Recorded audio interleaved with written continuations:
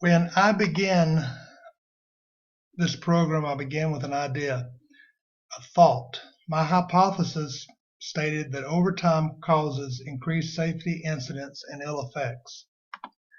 I was certain of this fact because I have spent a large majority of my life working extreme overtime in some fairly challenging and dangerous environments.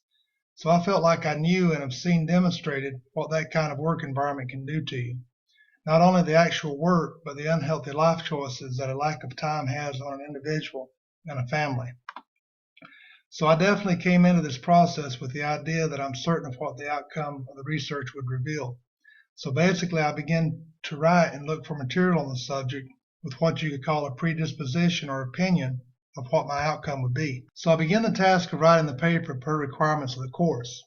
At the beginning, the concern was to make sure the paper was proper length and had the right number of works cited, the right spacing, etc. So I was working, writing, and following the requirements. Then a funny thing happened. About halfway through the paper, a couple things changed. First, my hourglass, as we called it in class, started to narrow considerably. The topic of safety incidents and ill health effects was entirely too broad. I found that the subject of ill health in itself had sufficient material, and a lot of the material was contradictory.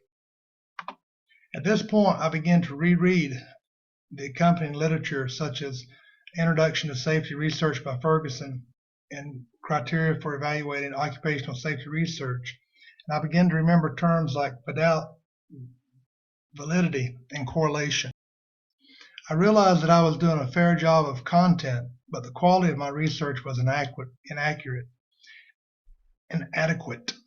I did not really know if the research was valid or what type of studies I was quoting. Frankly, I did not know what this course was about. I realize now that this course in layman's terms is about being able to look at research and understand if it is valid or invalid in regards to its methodology. The methodology can be, at least for me, fairly complex to understand.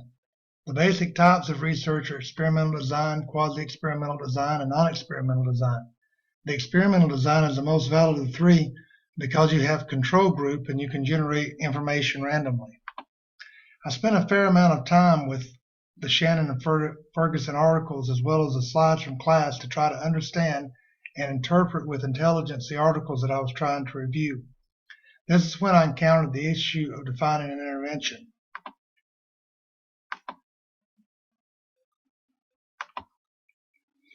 Long-term psychosocial work environment and cardiovascular mortality among Swedish men is a study that I chose particularly for the methodology because it was a conditional logistic regression analysis.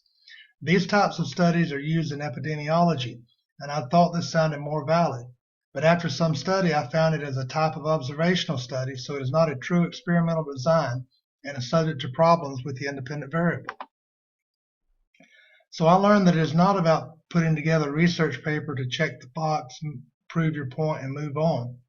It is about learning how to critically think about a proposed problem to find a solution by using literature on the subject. You should be a consumer of research while also evaluating the quality of the research. In order to assimilate literature, we must be critical thinkers. We do not study to prove a predetermined point. We review literature to see if our hypothesis has already been proven or disproven. So the literature must be accurate, factual, and scientific, and we must have a basic understanding of statistics and studies to achieve this. This made me begin to think and question my sources and conclusions. This is when I thought about the article from last year that I'd read, and I revisited the PowerPoint from that section in the Guide to Critical Thinking. My approach was not a critical approach. I was compiling information and presenting it with an idea that my opinion would be proven. So I went back through the entire paper, and I went back through it critically, revised, added some content, and rewrote. This time I tried to look at the material and evaluate it using the concepts from the three papers by Shannon, Zellweger, and Ferguson. I asked myself, what type of study is this? Is it internally valid? Is it externally valid? Who is doing the research? Is the research group biased? Do I have documentation of the research that was conducted? Is the source a trade journal or a professional scholarly journal? I discovered that one of the best pieces of information was from a for-profit group that sold educational programming. The quote came from a trade journal. In the journal, article written by Josh Cable in 2014 in a magazine called EHS Today. This is not a great source because it is a trade journal and not a scholarly journal, but I did find the main source and look into it more deeply, or more thoroughly, I should say. The actual study comes from Alex Corin, a consultant with a group called Circadian Technologies. The problem is that this is a for-profit group that sells educational materials, so I'm not sure about the research. Other information that I cited was from numbers of workers who committed suicide in Japan. That suicide rate had increased among workers who worked excessive overtime. This is a correlation, but there was no way to prove causation. There was no intervention to point that we had lowered a suicide rate among overtime workers. There were probably other correlation among the workers that were not connected to overtime work as well. So this research, it began to build in my mind like a puzzle. The first piece is stress caused by extreme overtime hours. Then the stress and how an employee copes with the stress leads to other health issues.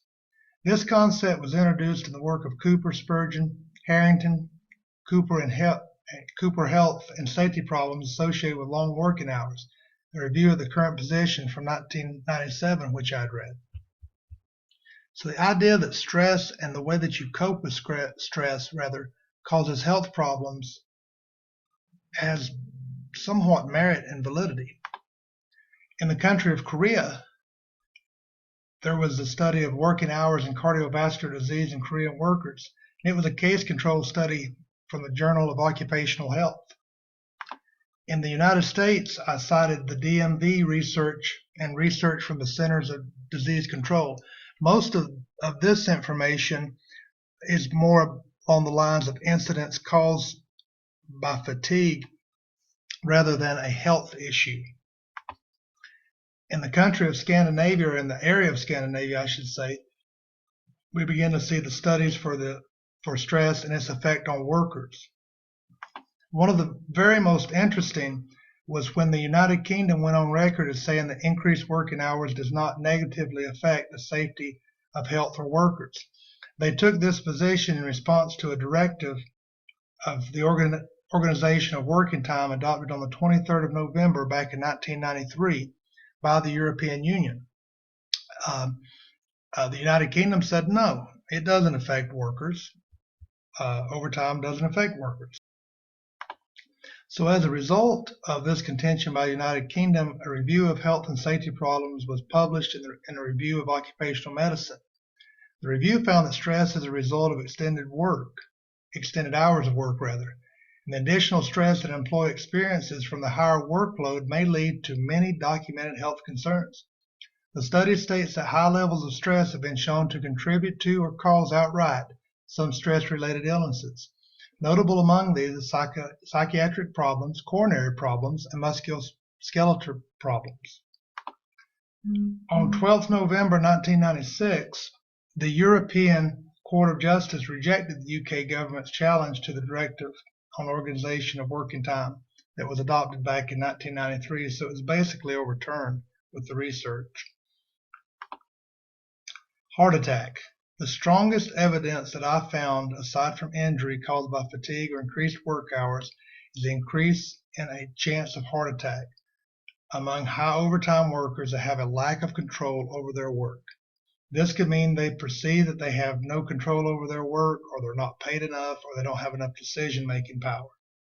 And this is the cornerstone of the findings of my research. It's mentioned in 3 different studies that is referenced in the work cited. Karoshi is a phenomenon so widely noticed in Japan that they coined this term, which means death from overwork. Researchers in Japan had developed a model to examine the relationship between long work hours and cardiovascular disease. Another study in Sweden again indicated that there is a correlation between low work control and cardiovascular disease. So as I read and reread the paper by Zellweger, Design and Conduct of Occupational Intervention Studies, Review Evaluation Strategies, this is where I had the issue. This is when I began to question an intervention more closely. I could not find an intervention. I could not point to a control group that says this group was removed from working overtime hours and these problems went away. I couldn't find that study. If it's there, I wasn't able to find it. So basically, I had nothing to prove my hypothesis. I wasn't able to show a study where an intervention had came in and changed the outcome.